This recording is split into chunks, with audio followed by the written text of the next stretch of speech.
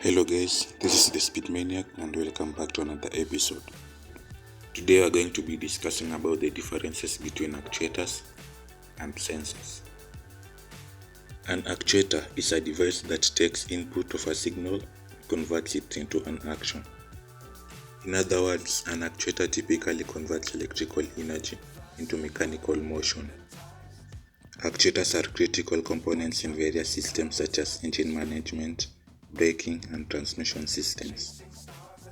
Actuators include solenoids, motors, valves, and other electrochemical devices that ensure proper function of automotive systems.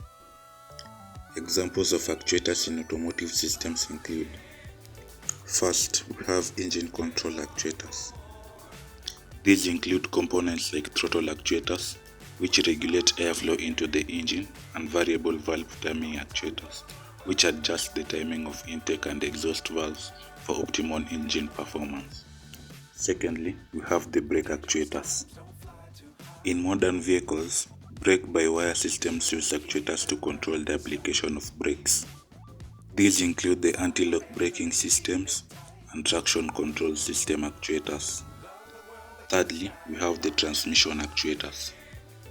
Actuators are used in automatic transmissions to control gear shifting, such as shift solenoids, and clutch actuators as in dual clutch transmissions. Next, we have the steering actuators.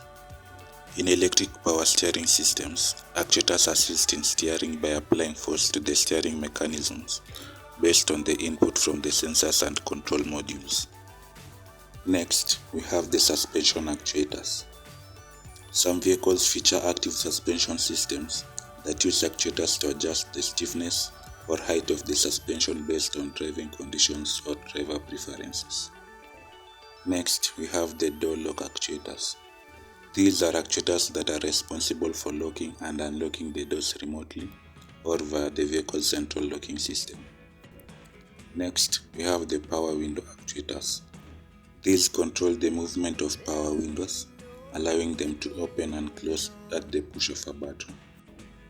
There are other several actuators in automotive systems, depending on vehicle type and the manufacturer. However, the ones mentioned are the most common. Now we are going to dive in and look into sensors. A sensor takes in a physical input and converts it into an electrical signal. Sensors therefore provide feedback to the system about the state of a particular process.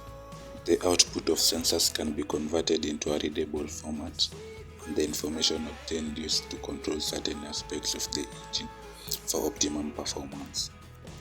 In simple terms, sensors feed their input into the engine control unit, also known as the ECU, or other computers present in the vehicle.